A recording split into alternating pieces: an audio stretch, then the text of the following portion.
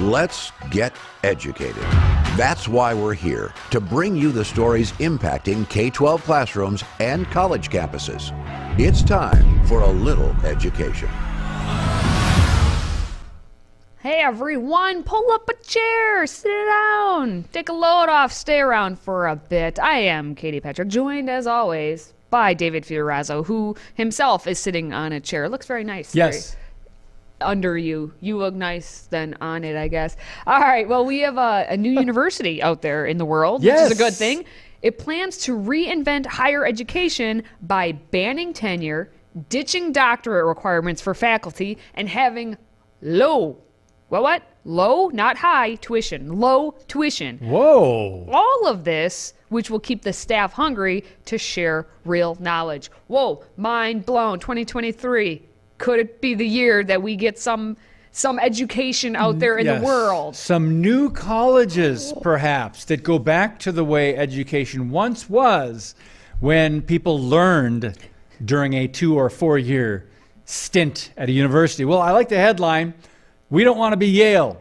let's stop right there. So, I mean, we know what direction they're going.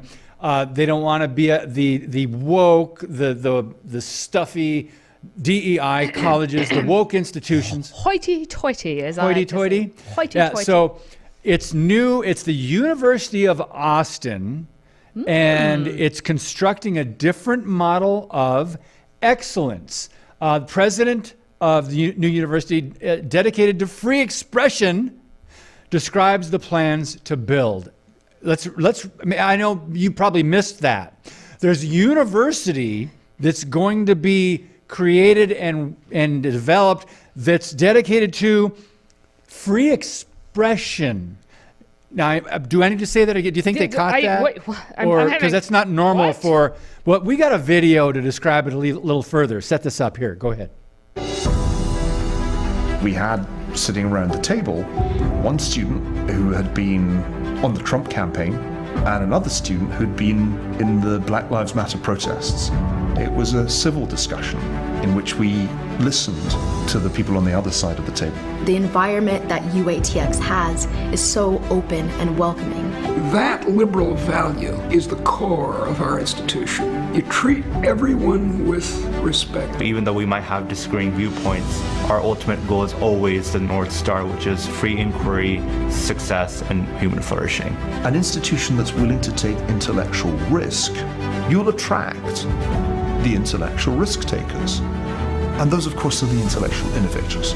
I don't think I've ever had an academic experience like this before. I truly feel like I've learned more here than I've learned in my undergraduate experience in college. I really wanted to have my beliefs challenged. Throughout the whole week, I had to really focus on being intellectually honest to myself. There is an alternative path. There is a way that you can get to your goal without having to conform. Conformity is easy, orthodoxy is easy, but nobody wants to actually live that boring, dull life. So many people have expressed discontent with the way universities are now run, but not many people have come forward with a solution. If there's genuine competition, guess what? You have to respond to that competition. In a sense, a university is just a kind of pipe dream. The minute you're teaching, it's real. Kudos. Where do I sign up? Not many have come forward with solutions, and this is a great step in this direction. I heard one of those young people say, I wanted to find somewhere where I'd have my beliefs challenged. Is that what she said? And ideas challenged, just get challenged, yeah. Understand that before we get back to the details of the article, the recently founded University of Austin that's reinventing higher education, a lot of young people come out of high school already on the left, and as far as their worldview goes, already almost intolerant of the free expression of ideas and some critical thinking, debate. Someone that would disagree with them. They get offended if you don't, as they said, conform. Yeah. So I find this to be very fascinating, and their plans included, listen to this, banning tenure. I thought that's something that you have a lot to say about, I'm sure. Ditching doctorate requirements for faculty and hiring the, quote, leanest possible administration. In other words, they're not going to build a massive department of DEI. Katie, go. I'm unleashing you with a softball. Consider this my video application to teach anything and everything at this university. This is when colleges first started. College wasn't actually at all what obviously we see today. It was, you would have one like private tutor who would teach you everything you need to know. That was the leanest amount of faculty. There was no tenure because you got paid, and if they didn't like you anymore, you left. You just went somewhere else. But this is a good idea. Put the money, keep the tuition low so students can pay to get the education, because all that you need, we already have written down in books.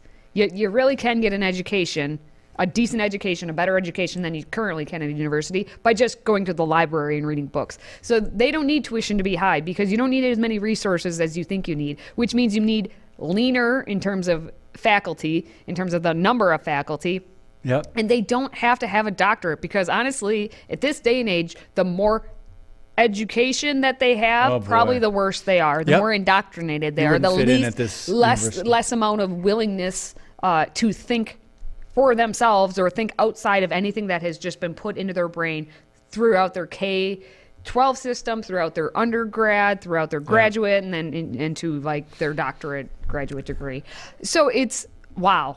You're going to actually hire people who are passionate about what they're teaching, because maybe they've actually gone out into the, as we say, the real world to perform in that degree that they're coming in to teach. Neil Ferguson there, a great historian, great British historian, read his books.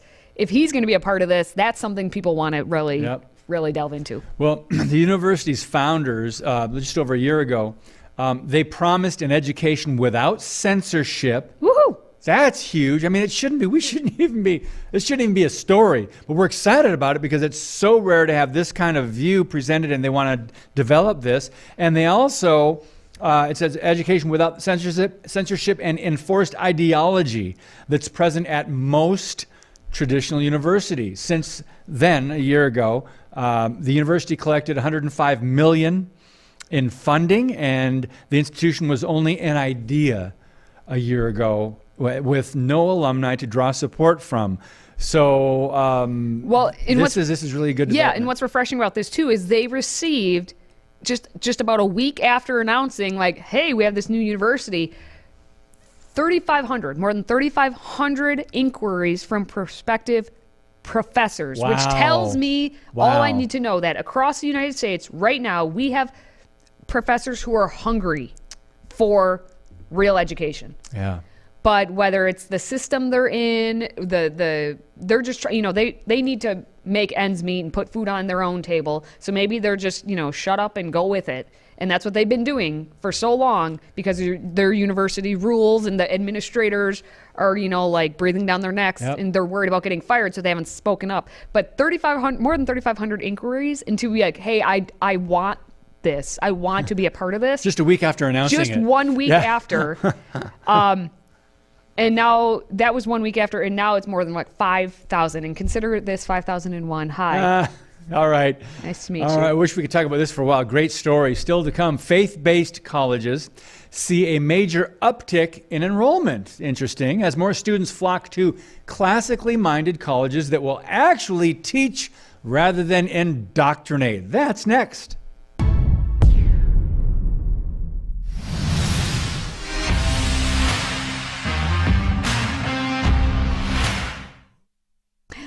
Well, all right. Did you know that actual education has shown to lead to actual education? What? Very profound. I know. It is quite profound. We're just a positive bunch here today at Educated. First, we have a new university opening, and now we have evidence of actual universities creating actual education. It's a new report out of faith-based colleges that are offering classical education and how they've seen increases in enrollment, which is shocking, I say. Shocking. And so First Things is a publication of the Institute on Religion and Public Life. They released an article showing how enrollment has increased at faith-based colleges. Jeremy Tate, the founder and CEO of the Classic Learning Test, the CLT, it's a humanities-focused alternative to the SAT and ACT tests. So it's basically a way for you to see what they're testing or what your kids should know without being the indoctrination and nonsense that comes with the SAT and ACT tests. The politics behind that, we won't go into it now. But he's Jeremy Tate's the CEO of the Classic Learning Test, and he listed examples of colleges and universities that saw increases in enrollment during the COVID-19 pandemic. Now, nationally, college enrollment is down 13% over the last decade because people are realizing that it's not worth you going into debt for. It's just not. Evidence is clear on that one. It's not what you used to get. So, but there's examples of what we're about to tell you of these universities that are doing much better than that. Their enrollment's not going down. It's actually going up. I wonder why. So first we have Thomas Aquinas College. That is a college that began half a century ago out there in the California land. And they actually just graduated their first class at a new campus all the way over on the East Coast in Massachusetts. Wow. So Thomas Aquinas College, you would not think such a specialty, I guess you will call it, college would be doing so well, but it is. We also have Benedictine College in Kansas, which offers a great books program, and thanks to the administration's focused drive to return to the basics, meaning they also admit that they've gone away from it, but return to the basics. The college's enrollment doubled between 2004 and 2022. Again, over the last decade, 13% down across the nation in terms of enrollment. But over there in Kansas, they are doubling the amount. And furthermore, graduation rates jumped 28% as motivated students hungered for the challenge of the more rigorous and rewarding curriculum. Wow. So, David, wow. Again, what you're telling me is actual education will lead to actual education. Wow. Profound. That's the lesson here. By the way, shout out to Michigan's Hillsdale College. I've taken some online courses from there. Have you there? Nice. Yes. Nice. Great institution. You want to support, you want to go learn. You can take free classes, free courses online, Hillsdale, whatever the website is. But it says they avoided statewide decline in undergraduate enrollment among worst in the nation, with applications climbing 53% in fall of 2021. That gave the classically minded school, Hillsdale College, flexibility to become more selective. So that was a great thing too. Yeah, so Hillsdale doing that. I mean, that's insane to think 53. Yes. Their applications climbed 53% in 2021. People are hungry for actual truth. Capital T, truth, not my truth, the truth. And so, if these universities, these colleges are providing truth, it will shine through. It will be out there in the lightness, not the darkness. So we also have another example. We have the University of Dallas, which is a Catholic institution. And they welcomed the second largest incoming class in their 66-year history this past fall of 2022. Claire Venegas, the UD Vice President for Marketing and Communications, said that the university's core curriculum is rooted in the study of the great works of Western and Catholic intellectual tradition. Oh my gosh. Is she allowed to say that? Or did she just make some racist statement by saying that it's rooted in the Western and Catholic intellectual tradition? Well, I'm sure it's a Catholic university. I know the original meaning of the word Catholic, small c, is universal. But the mention of Western really talks about, that's what this is about here. Now, as Venegas said, consistently, our graduates that have gone on to successful careers in law, medicine, public service, religious life, and other fields tell us that the benefits of a classical liberal arts education are many, from learning to think critically to writing and communicating well. Wow.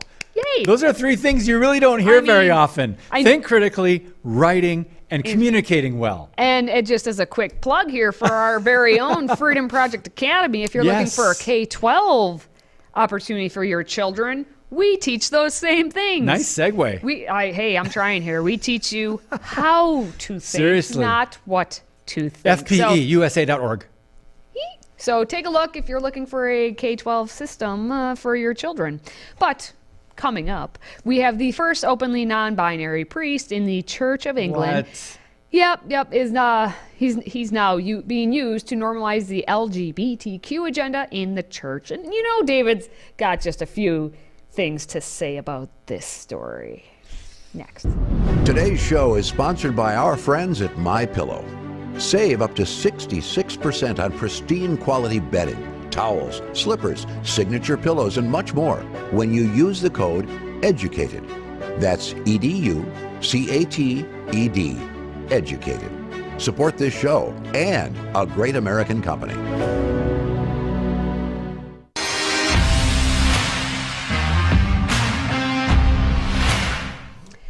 The Church of England now has its very own non-binary priest who's going into schools, doing assemblies, making a huge difference in normalizing, basically being non-binary and such, for children. Bingo Allison. Yes, that is the name we were provided for this story. It's a 36-year-old father of 3 and Look a at priest that. who was ordained in the Church of England. He said that God guided him away from the two sexes delineated in the book of Genesis, resulting in a schism between the strongly religious and conservative tradition he was raised in, which he suggested some might call bigoted, and a new genderqueer lifestyle. Now, Allison suggested that after encountering the term genderqueer 7 years ago while completing his vicar training, everything suddenly clicked. He said, I didn't know any trans people, and I think I probably met 2 gay people in my life. So it was like another planet almost to me. There were a few times when I really questioned things, but because I didn't really have the vocabulary to describe my experience, it just kind of didn't go anywhere. Now, before David's allowed to comment, let's take a look at Bingo Allison. Good morning and welcome to the Church of St Margaret of Antioch in Toxteth. And today is Transgender Day of Visibility. My name is Reverend Bingo Allison and I am a non-binary transgender priest in the Church of England. As part of our commemoration of Transgender Day of Visibility, we have a morning prayer service that we're going to read now. And Bingo was his name. Oh, David, your thoughts? No way to do this in a short amount of time. First of all, you explained that he suggested God guided him away from the Bible. God led him away from the Word of God, which declares God is the creator of all things, the creator of all the heavens and the earth, of mankind, and made them male and female. God ordained marriage, family, gender roles, and God guided Bingo away from all this. That's point 1. Point 2, just in the headline, right? Non-binary Anglican priest. Oh my goodness, stop right there. Priest doesn't mean anything anymore. Pastor, the label pastor, reverend, he said he's Reverend Bingo, doesn't mean anything anymore. The label, the title, and that's sad because it's not how the church was established in the early days.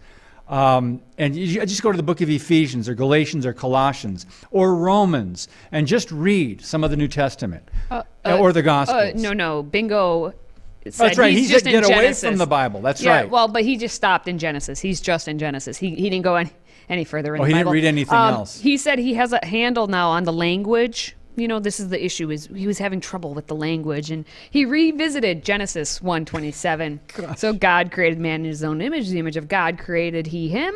Male and female created he them. The language struck a chord, he said. He said it was a deepening spiritual experience. I properly felt God was guiding me into this new truth about myself. New truth. I thought it was God's story. New truth. But no, this is All right? myself. Good point. Pay attention to the words, friends. New truth. There is no new revelation. God's word, the canon has been closed. God's word from Genesis to revelation is all his perfect word. And there is no new revelation. He's new truth. Okay. And then he's saying, well, one other thing. I've got it back. I know we don't have a whole lot of time left in this segment. They said it in the headline. It says what they're trying to do. Quote, making a huge difference in normalizing it for children. What are they normalizing? Delusion, right? Something that's not reality, something that is not science-based or fact-based or biological, is definitely not biblical. But you've got a lot of confusion going on here. I just want to clarify, because you've got a religion or an Anglican, then you've got priest. So people usually see these words and they go, okay, spiritual leader, right? We can certainly look up to, but no, they're making a huge difference, normalizing this for children. Be careful, friends, because they are, and they're grooming. Okay, well, B-I-N-G-O. Up next, we have a Japanese man who likes that song. He's garnered quite a following on YouTube because he wants to live his life as a collie, like the dog. He's even invested more than $15,000 into his suit. That makes him look like a B-I-N-G-O. Yep, that's next. If you have a smartphone, tablet, Roku, or Apple TV, consider downloading the Freedom Project Media app. It's 100% free and includes all of our weekly shows, plus lecture series, archive programs, and award-winning animated videos for families like the Presidential Minute, Battles of America, and Heroes of the West.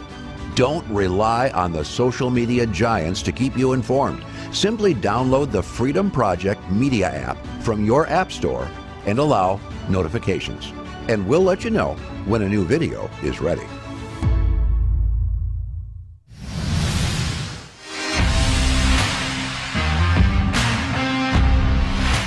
I mean, the headline starts off by saying it right there. I'm afraid they will think I'm weird. Well, a Japanese man who transforms into a collie with a $15,000 costume is terrified how his friends would react, and that's him. That's not a real dog. That's him. If they uncovered his secret double life. So, first of all, as a dog-loving man, this is offensive to me, but I love dogs. We're getting another one this weekend. Oh my goodness. We are, that'll be 3. One time we had 4. Woo. 4 dogs, but this is a Japanese man. He dresses as a collie. Here, look at this. Now that's him under there. That's not an elderly dog with arthritis. That is a human being. Wow. Yeah. Yep. I was going to say that dog looks like he has some hip issues or something, but no. He has some issues, all right. That's true. Wow. And he must be sitting on his knees with his hands there. I don't understand.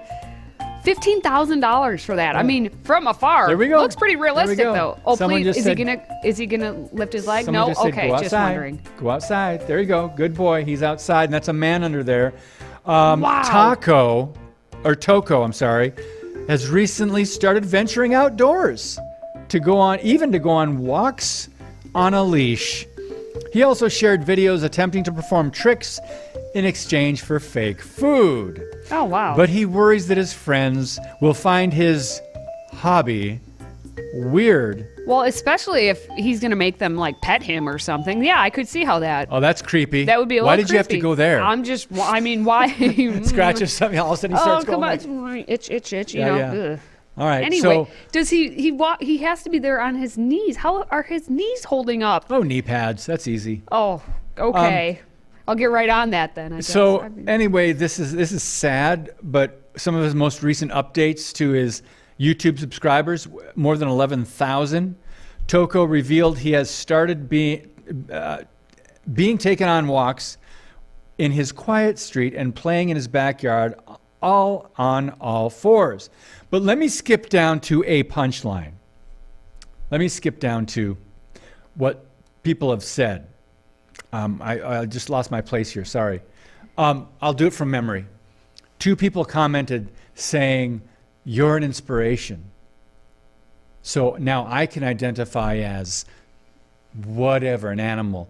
I'm paraphrasing a quote from this article, but this is how some people are responding to this. Like in America, we have young children in classrooms that are furries, right? Identifying as cats. Well, and that's the thing, and I found where you're looking for. One person wrote, "You inspire us to fulfill our dreams too." There we go. And another one said, "I hope I become the animal I want to be as well. You're an inspiration to us." I want to be the animal that I want to be. There aren't many words to say other than they need to seek some therapy.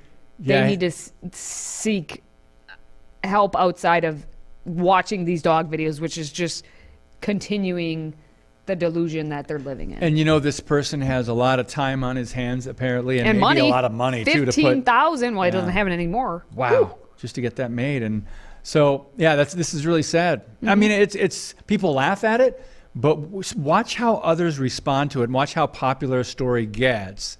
And then you kind of have, you know, the pulse of where people are at. And to be inspired by this nonsense, I mean, hobbies are fine. We all have hobbies. We all have interests. But something like this is a little creepy. I think we all need to go back to the beginning of where we started today and check into University of Austin maybe, or any of those faith-based colleges to really spend your time and energy, and $15,000. Invest that there instead of into a dog costume. Yeah, so we had bingo, we had Toco, we've got Loco, Motion. A lot of Loco. Everybody's doing a brand new... It's not a brand new dance anymore, but anyway, make sure you hit that like button if you're watching us on social media, and hey, send us your feedback by visiting stayeducated.org. Just drop us a line. For David and myself, thank you for watching, thank you for listening, and thank you for supporting this locomotion. Until next time, stay educated.